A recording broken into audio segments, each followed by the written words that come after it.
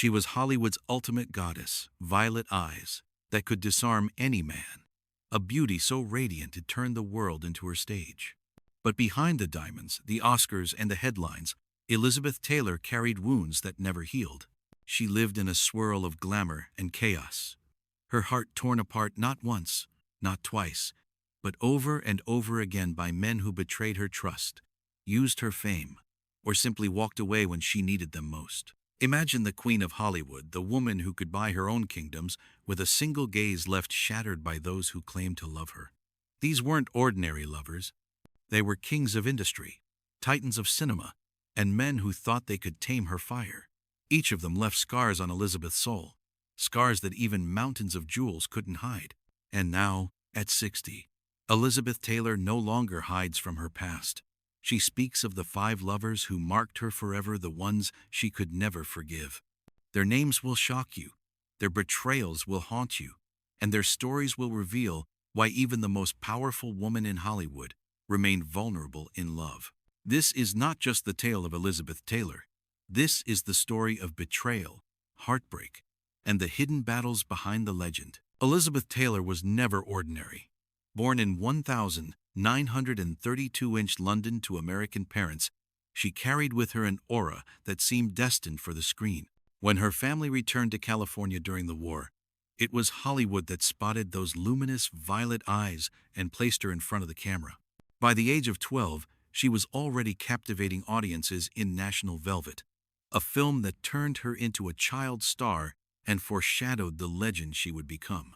But unlike many child stars whose shine faded quickly, Taylor's beauty and talent only deepened with age. By the 1952nd, she was no longer the wide-eyed girl with the horse. She was the woman every director wanted and every man desired. Roles in A Place in the Sun, Giant, and Cat on a Hot Tin Roof cemented her as Hollywood royalty.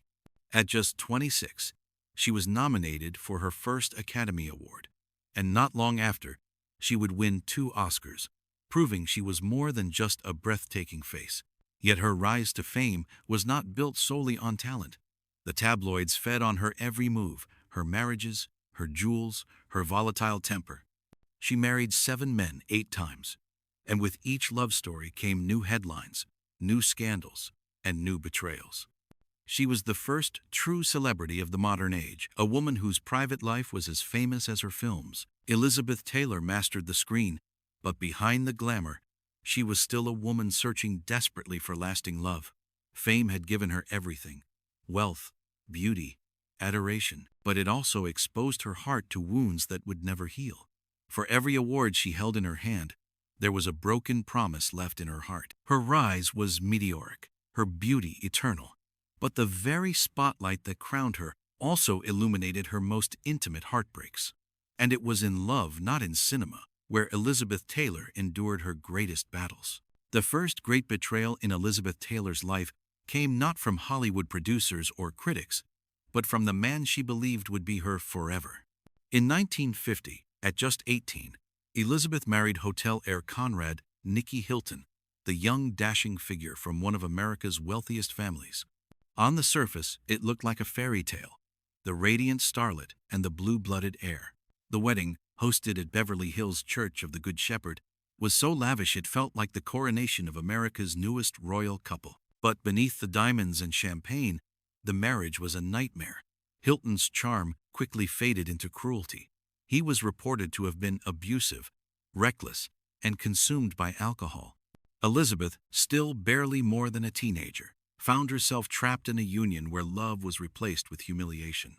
The tabloids adored the spectacle, but behind closed doors, Taylor was living through the kind of betrayal that would scar her views on men forever. Only 8 months after their grand wedding, the marriage crumbled.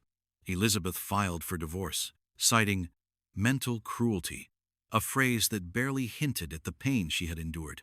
For a woman so young and already under the watchful eye of the world, it was a devastating introduction to love's darker side.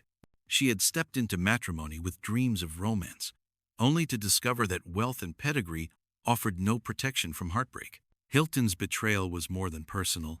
It was public. For the rest of her life, Elizabeth would carry the sting of being paraded as a princess, only to be discarded like an accessory in the Hilton dynasty's glittering empire. And while she moved on to other marriages, this first taste of betrayal hardened her spirit. It taught her that men who appeared princely could quickly turn into villains, and that no amount of beauty or fame could shield her from cruelty. Elizabeth Taylor's heart would heal, but it would never again be naive. From that moment forward, she carried a wound that made her wary of love yet addicted to its promise, a paradox that would haunt every relationship to come. After the catastrophe of her first marriage, Elizabeth reached for stability. In 1952, she married English actor Michael Wilding, 20 years her senior, a calm, courtly presence who seemed to promise shelter from the storm. They built a home, welcomed 2 sons, and for a brief, golden stretch she believed that ordinary happiness might be possible for a woman whose life was anything but ordinary. Yet the very quiet she craved became a different kind of loneliness. While Elizabeth's star exploded sets, premieres, interviews, the relentless churn of Hollywood, Wilding preferred a slower orbit. They began to live on separate clocks, sharing a roof but not a rhythm. Then came the whispers. Industry gossip columns reported that while Elizabeth was on location, Wilding entertained company at their home. Biographers later described a husband who grew inattentive and a marriage that frayed under distance and temptation. Nothing was as loud as the silence between them. Elizabeth would come back from a day of shooting to find the house dim, and the conversation even dimmer. The man who once steadied her now felt absent even when he was in the room. Distrust seeped into everything, calls unanswered, explanations that didn't land, a smile that looked practiced. For Elizabeth, betrayal wasn't just about another woman. It was about being emotionally abandoned in the one place she was supposed to feel safe. The tabloids never stopped circling, but the deepest wound was private. A husband who, she felt, stopped choosing her. By 1957, the marriage ended. Officially, it was incompatibility. In her heart, it was a second lesson in disappointment, proof that love could erode without a scene, that a vow could be broken by neglect as surely as by scandal. She left with her children, her career, and a new hardness in her gaze. "I can forgive mistakes," she would tell a friend years later, "but I can't forgive being forgotten." If the wounds from Michael Wilding had left Elizabeth lonely, the next chapter would thrust her into the center of one of Hollywood's biggest scandals. In 1959, her friend Debbie Reynolds was America's sweetheart, happily married to singer Eddie Fisher. Elizabeth, meanwhile, was reeling from the tragic death of her husband Mike Todd in a plane crash. She was widowed at 26, heartbroken and desperately in need of comfort. Eddie Fisher stepped in not as a friend, but as a lover. What began as solace quickly turned into betrayal on every side. Eddie left Debbie for Elizabeth, and the tabloids turned the story into front-page scandal. America's darling abandoned. Her best friend accused of stealing her husband. For Elizabeth, it seemed at first like she had found safety again, someone to help her heal. But Eddie Fisher wasn't the savior she hoped for. His career faltered, his temper grew erratic, and his devotion was more about proximity to Elizabeth's fame than true love. Worse still, the betrayal wasn't only of Debbie Reynolds. Elizabeth discovered that Eddie himself was unfaithful, restless, and unable to give her the stability she craved. What began as a rescue ended as another humiliation, this time magnified by the press that branded her a homewrecker. She had lost public sympathy, alienated a dear friend, and found herself shackled to a man she could not trust. By 1964, the marriage collapsed. Elizabeth walked away, carrying not only the sting of betrayal but also the shame of being judged by millions who once adored her. She had reached for love, and instead found herself vilified. Her private anguish was summed up years later when she reportedly said, "I was always accused of stealing husbands. I never stole anyone who didn't want to leave." No man defined Elizabeth Taylor's life more than Richard Burton. They met on the set of Cleopatra in 1962, in a romance so explosive it shook Hollywood, the Vatican, and even Congress. Both were married to other people, yet their affair was impossible to hide. When they finally wed in 1964, the world declared them the ultimate couple, the tempestuous Welsh actor and the most beautiful woman in the world. Together, they bought yachts, jewels, and headlines. But beneath the glitter, Their love was a battlefield. Burton was brilliant, magnetic, but also consumed by alcohol and rage. Their fights were legendary screaming matches that rattled hotel walls, reconciliations drenched in champagne, then more betrayal. Richard's wandering eye humiliated Elizabeth, and rumors of his affairs circulated constantly. To the outside world, they were Hollywood's royal couple. But behind closed doors, Elizabeth endured a partner who could be tender one moment and cruel the next. The betrayal cut deeper because it came from the man she loved most passionately. She forgave him again and again, even remarried him after their first divorce in 1975. But love alone could not drown out the poison of jealousy, excess, and infidelity. The second marriage lasted less than a year. For Elizabeth, Burton represented both ecstasy and agony, proof that the person you love most can also destroy you the most. She would later confess, "Richard and I lived life at a frantic pace, and sometimes the only way we could keep up was by tearing each other apart." The world remembers them as the ultimate love story. But for Elizabeth, it was also the ultimate betrayal. To discover that the man who held her heart so fiercely could never hold it faithfully. By the late 1972, Elizabeth Taylor longed for something quieter, something beyond the flashbulbs and chaos of Hollywood. When she married John Warner, a rising U.S. senator from Virginia, she believed she had finally found it.